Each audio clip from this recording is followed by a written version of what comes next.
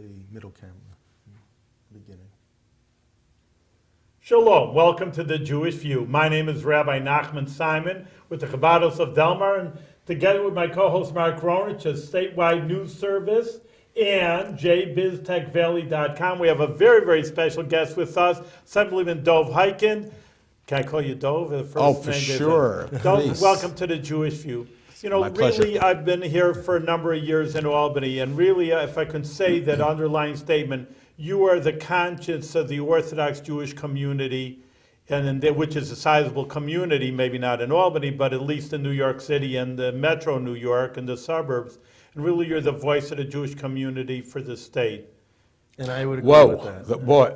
And I would agree. Wow, that's, well, thank you. I think we all have to have a conscience.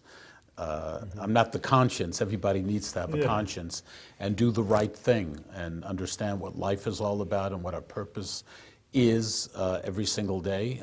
And that's how I try to live my life, to recognize that making a difference is what it is all about, trying to do things and not be afraid, to stand up and to fight for the things that you believe in, regardless of it's not about measuring how the wind is blowing. It's about trying to do what you think is right. And I'll tell you, for many years, you were the only observant Jew in the state assembly. Now you have half of a million. Yeah. Well, do you feel more comfortable now that you have more people, the younger generation even? Well, I think it's great. First of all, the idea that there are more observant Jews. There might be Jews who don't look observant, who are as observant as the ones who look observant. And Orthodox does not always mean observant. You could be conservative and be observant. No, there's no question that you see a bunch of yarmulkes on the floor of the assembly, and that's sort of a nice sight. I mean, it's nice, and maybe it's a trend. Maybe ultimately we'll actually have a quorum, a minyan. I don't mean a quorum in the assembly, but a minyan to actually daven mincha, to daven the afternoon prayer sometimes. So and we'll then someone will bring up that you can't do it in the Capitol because it's a separation of church and state. I'm sure there'll be someone who will object to it and say you can't do that. So well, why don't you tell the audience about your background and how you grew up? And I know your parents were Holocaust survivors. Right. So talk about. Well, I grew up in Williamsburg, Brooklyn. My father and mother, of blessed memory, my father went through the Holocaust, went through a variety of forced labor camps. My mother actually went to Auschwitz in 1944 with her mother, who went straight to the gas chambers. So that's very real to me, and it has influenced my life. So the idea that your grandmother, that you don't have grandparents. I never had grandparents, neither from my father's side nor my mother's side. Knowing that history, knowing what happened, and studying it all the time to this very day. I read and you try to understand how could it happen. And it wasn't just about the bad guys, the Nazis. It was also about a lot of good guys, whether it is the United States under Franklin D. Roosevelt. He was the president at the time, who was extremely popular, in particular among Jews. But Franklin D. Roosevelt was a disaster for the Jewish people. I mean, the history books are there. The information is there. I actually read my first book on this subject 40 years ago, a book by Arthur Morse, While 6 Million Died. And I discovered that, there was Hitler, there was Goebbels, there was Göring, there was Eichmann, all of the Nazis and all the bad guys. But then there were others who stood by, who did nothing, while 10, 11, 12,000 Jews were being murdered every single day, 7 days a week, 365 days a year. I mean, that's the kind of reality that I try not to forget. It's not just about remembering it once a year. It's my reality. Did your parents talk to you about it, or was it part of when something when I was very young, my parents never spoke about it. Later on in life, my mother never stopped talking about it. Absolutely. The last number of years that she was alive, She would always talk about it. She would always bring up things that had happened to her in Auschwitz-Birkenau, what had happened to her mother. She used to tell a story about her nephew who was on the line at Auschwitz. You know, you were on a line, and the people like Dr. Mengele and others selected people. If you went to the right, you went straight to the gas chamber. If you went to the left, you might live a little longer. And my mother used to tell the story about her nephew, who was 3 years old, who turned around to the grandmother and said in Yiddish, "Megaitens nicht hargenen?" Are they not going to kill us? A 3-year-old saying, my mother used to repeat the story all the time, and many others. So that part of my parents, I knew what my parents had gone through. I mean, they lost their brothers and sisters, my father, my mother. Mm-hmm. So that very much influenced my life in terms of standing up and fighting and trying to not be afraid to do the right thing when it comes especially to the Jewish people. How old were your parents when they passed away? My mother passed away only a couple of months ago. She was 95 years old. Oh, wow. 95. My father passed away. He was close to 90. Well, my condolences. I'm Yeah, sorry yeah, I didn't know. What do you teach your children about this experience and hand that down to the next generation? Because there's something being lost. Yeah, You know, there's no question that the new generation that unfortunately, first of all, survivors are disappearing slowly but surely. They're elderly every single day. So, you know, no one can speak the way a survivor You're can right. speak. Absolutely. I mean, I can tell you I read and I saw films and my mother told me, my father told not me, the same. but the person who was physically there and saw with their own eyes the kind of horrors we can't even imagine. So in my own home, I mean, we live this. My kids, you know, Yoni, Shmuel, and Dina, who just had her sixth, thank God, her sixth child. Wow.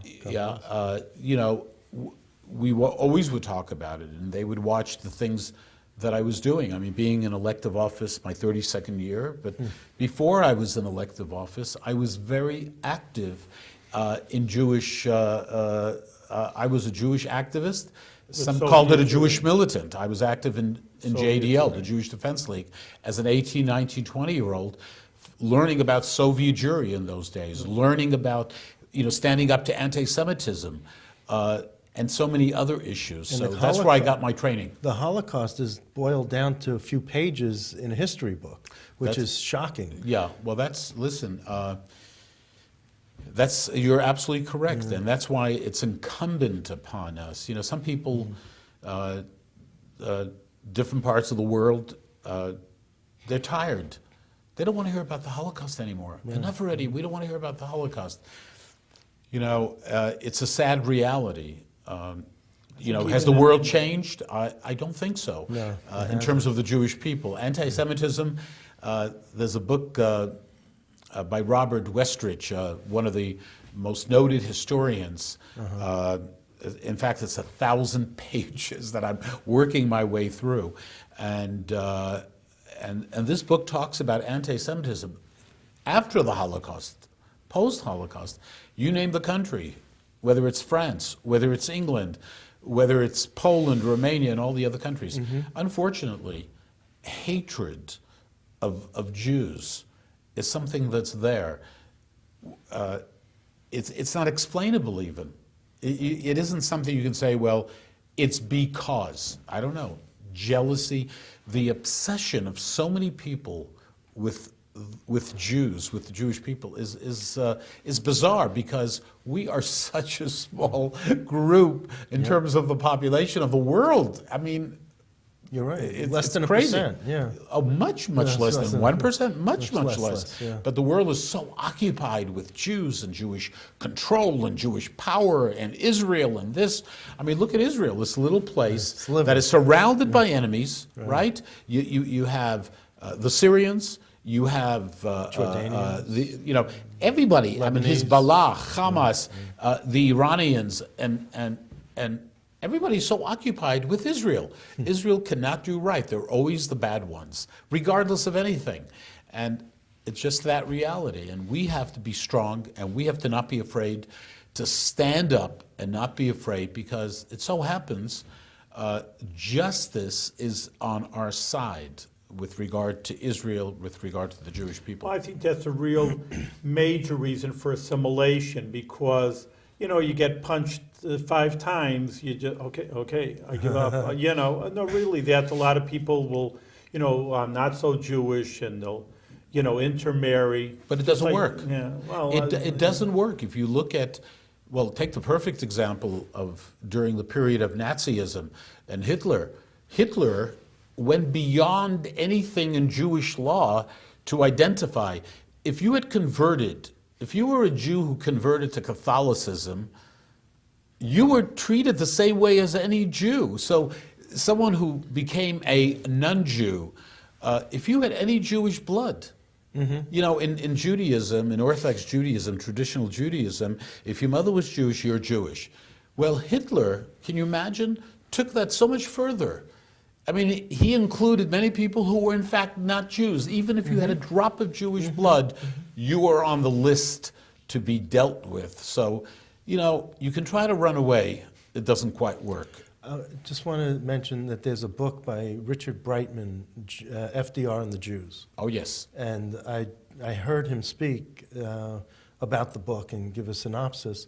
It was about over an hour he spoke.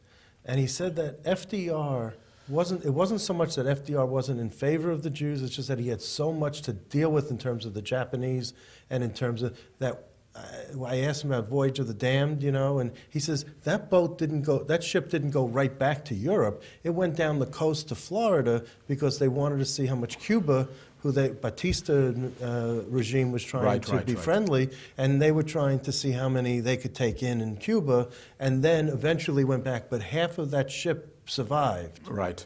Well, look, I read Brightman's book. There are a great number of books out there. The Abandonment of the Jews by David Wyman. There are so many books. I think it is rather crystal clear that Franklin D. Roosevelt might have been a great president for America, but in terms of trying to save Jews, I mean, again, this was not Jews escaping for economic reasons. Right. These men, women, and children were being murdered. Franklin D. Roosevelt and his administration, they knew exactly what was going on, and they did close to nothing. I won't say they did nothing. They did close to nothing.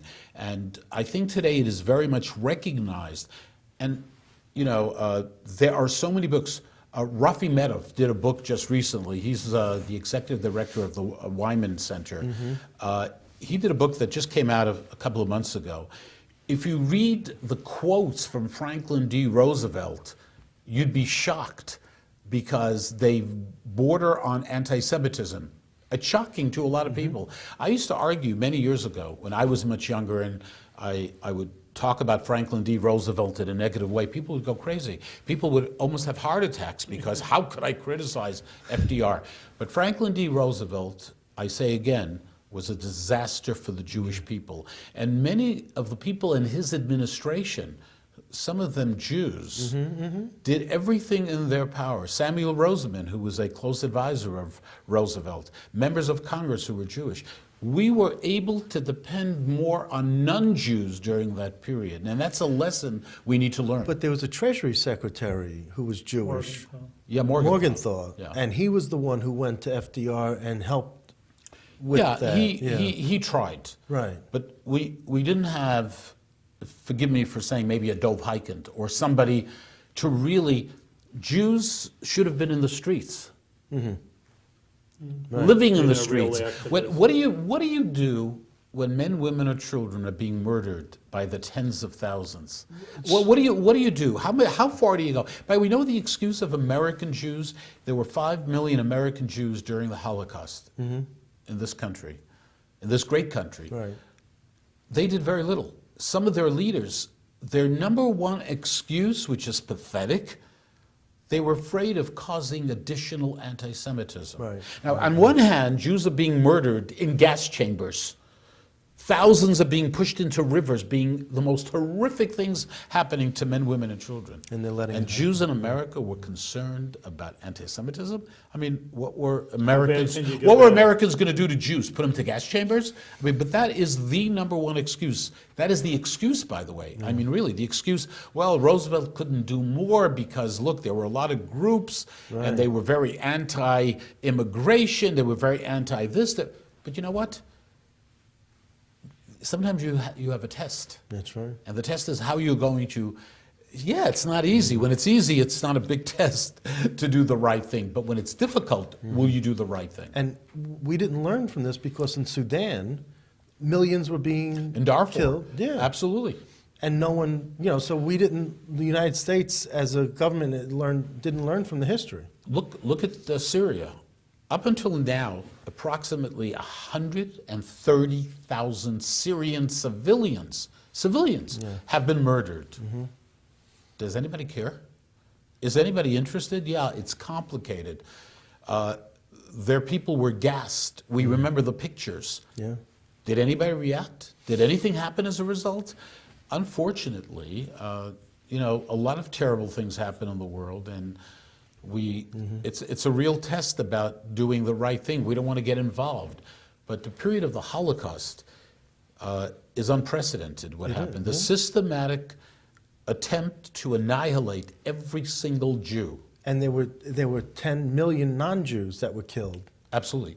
in the Holocaust, and 6 million Jews, but it was a higher percentage of the entire Jewish population. Yeah, so that's why it's more dramatic. No and question shocking, about it. Yeah. Exactly. So let me go to the state legislature and switch gears for a From minute. international to Yeah, state. when you were 30, It's my 32nd year. your predecessor was Sam Hirsch? Right. Okay. See, I was here then when I remember him. This is my 34th State of the State message my that I heard. goodness. So I remember Sam.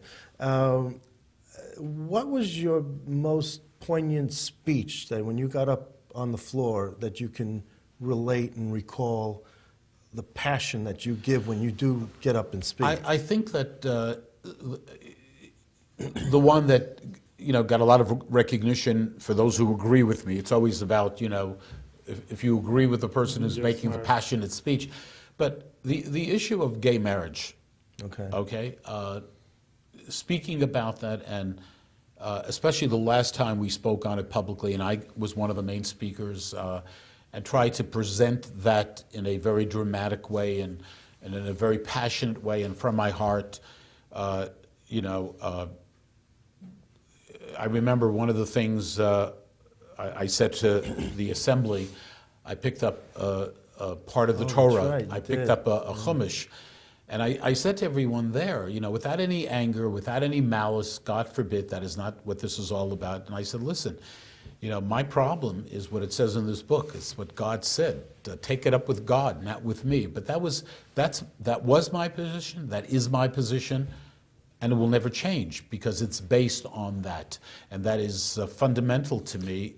Right. And isn't there a separation where you legislate in a secular way, but you personally believe in the core of your heart something religious? Well, I don't know how one does that, that you separate what is in your heart, your fundamental beliefs, what you believe as a person, and then it comes to policy. You say, well, I'm going to separate the things that are so essential to me in terms of what I believe. I'm going to separate what I believe in, and I'm going to make up my own mind on it and so on. But it also happens that you vote the way your constituents want you to vote. They send you, and I'm sure your constituents are against gay marriage. Yeah. So I would hope that if my constituents were all for gay marriage, that I would have said exactly what I said on the floor of the assembly. Do you ever vote? I'll tell you an interesting story that happened with a member of the assembly who happens to be gay.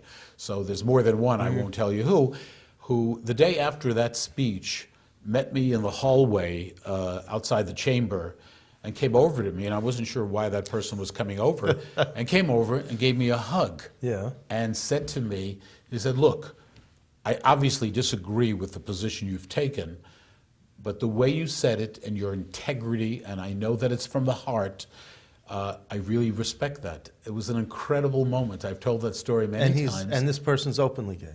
Yes, So absolutely. it's either Danny O'Donnell or Harry It- Bronson. It's Or didn't want to it's talk one of about the it. it's one of the members. Yeah. And it's not Danny O'Donnell. So I okay.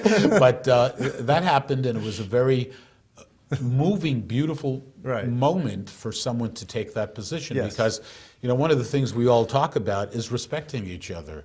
Now, does that mean only when we agree?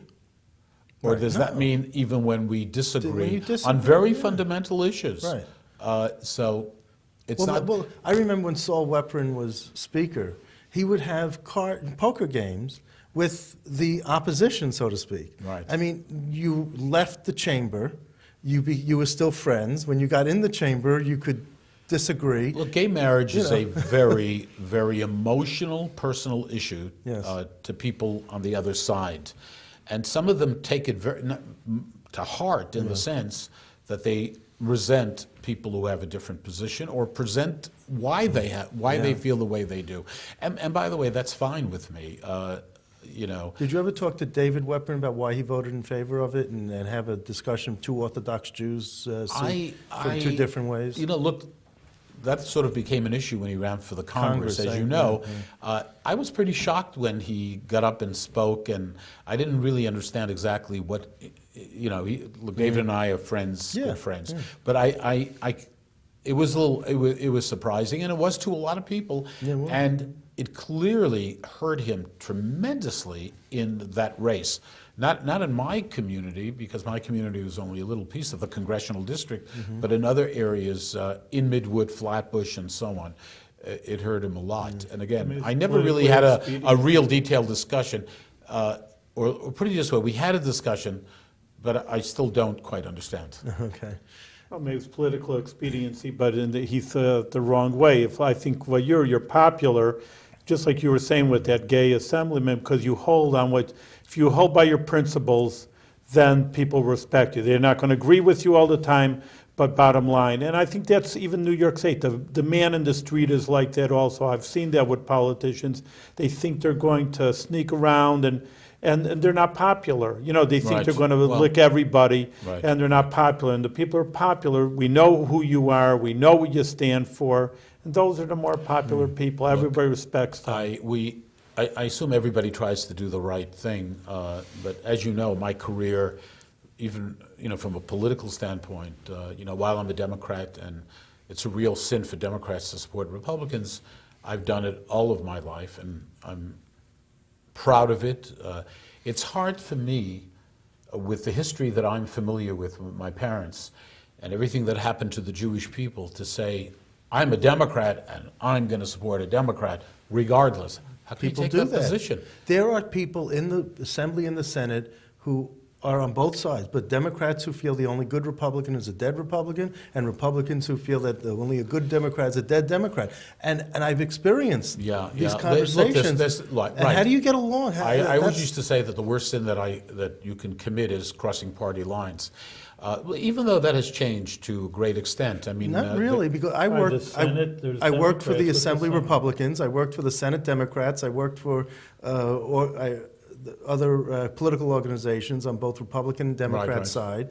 Fundraising and Right. campaigning, and you would think that I committed the worst Well, sin. it is, but you're I- absolutely. You're absolutely correct. For me, it doesn't matter. It's. So do people call you a dino, Democrat in name only?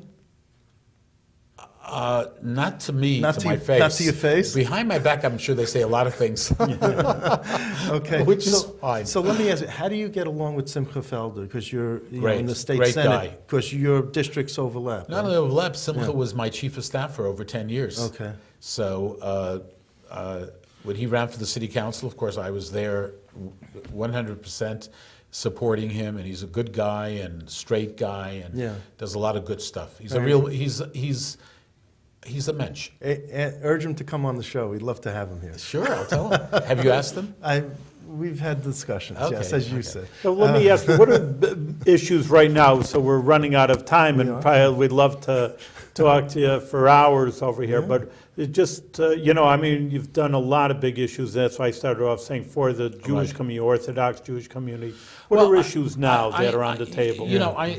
I'm not sure there's any one particular thing that affects the Jewish community in particular right now that we're dealing with. There's an issue that involves New York City special education, that a bill that was passed 2 years ago that is extremely important for New York City. The special needs education? Yeah, exactly, Special precisely. needs, In fact, it was passed by the Assembly and the Senate. It was vetoed by the governor 2 years ago. Last year, it didn't even come out of the Assembly. That's something very important that we're working on. But look, it's about trying to get whatever we can for the needs of the community. And a lot of those needs are needs for everybody, for all communities. In my community, there are a lot of people who are very well off. Borough Park, Flatbush, you can go down the streets and see the most magnificent homes. But there are even more people who are below the poverty level. And sometimes people look at the Jewish community, the old, everybody, they don't need subsidized housing. They don't need, no, the truth is they need it as much as any other community. A majority of our community are people who are poor, large families. And that's not a complaint. Large families are beautiful. People say, my daughter has 6 so far. And people say, 6, my God. I always say that sometimes people have 1. 13. Sometimes people have 1 and they can't take care of 1. And sometimes you have 6 or 13. And they're all taken care of, and and everybody helps and everybody chips in. It's not only that. I just saw a recent report that takes $1 million to raise. I don't have $1 million. I'm telling you, and my kids are all right. But that's what scares people. I mean, absolutely. Just like you say, do the right thing, and you'll be all right. That's it. But it takes a lot of, just to give it takes a lot of courage. You're just saying, okay, I just do the right thing because that's the way I was raised, that's the way I feel. But on the other hand, that's what I'm saying, a lot of people, and I would even say majority of people, just, okay, I'm going to get in trouble. I'll assimilate, or I'll just make it easy for myself. Oh, it's going to cost me money. Okay. They'll back down. Most people back down when they hear the gory, you can get in trouble. People look at you askance. That's not my problem. Well, I know it's not yours, but I think it's the majority of other people. Which committees are you on?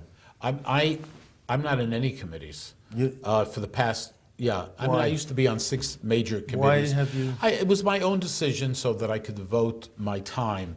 I don't do anything else besides this. Right. I have a Besides radio this meaning- show. Besides this, meaning being a legislator. Exactly. So why I are do you this not full-time. on any assembly committees? Yeah, I'd rather not make a No, I'm statement asking. because I don't I want to, don't- God forbid, say anything that other people are on committees in any way. I found after being on committees for the first 15 years that I could, in my case, I could use my time doing other things that are very important for my community.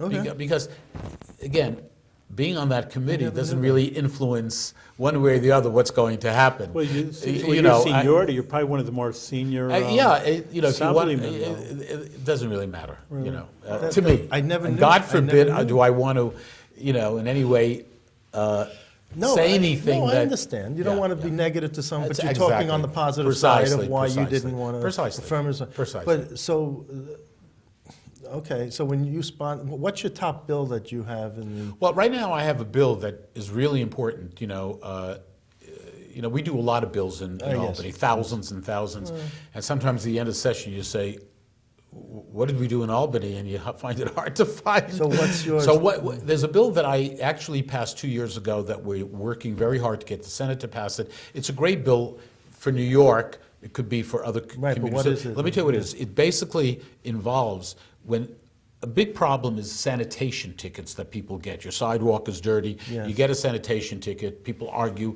my sidewalk wasn't dirty, I clean it, and so on and so forth. This bill would require sanitation enforcement agents to take a picture of the violation. Okay. This way no one can argue. And it's something that's being done by other agencies today with the technology that is available. Yeah. This is a fabulous thing. And in fact, when we introduced this, we had a huge press conference that was every TV station, all the newspapers, basically where we had 3 cases of sanitation agents giving tickets. We had video. Don't ask me how we got it. We got different videos showing the agents walking over to a building, giving a ticket, there was nothing there. Or kicking a garbage and then saying that there was stuff in the garbage thing that wasn't supposed to be, because you're supposed to keep the bottles separate. Okay. So we had this amazing, it was watching Yeah. enforcement agents Right. doing things that were terrible, because you ended up with a $150 violation. So this bill would solve that problem. Well, I think we're out of time, and Rabbi, you want to give him a blessing? Well, we have blessing because you're good Orthodox Jews. Like I say at the beginning, you're the conscience of Orthodox Judaism and the Assembly. Keep it up. You're the conscience, really, and that also is extrapolation of the conscience of the people of New York State, because you're standing for Torah topics, and therefore then that's really good for all humanity, and not just for the Jews and not for the Orthodox Jews, but really for all New York State. Keep it up with our blessings, with good health. Keep Thank up you. the good work. Thank you so much.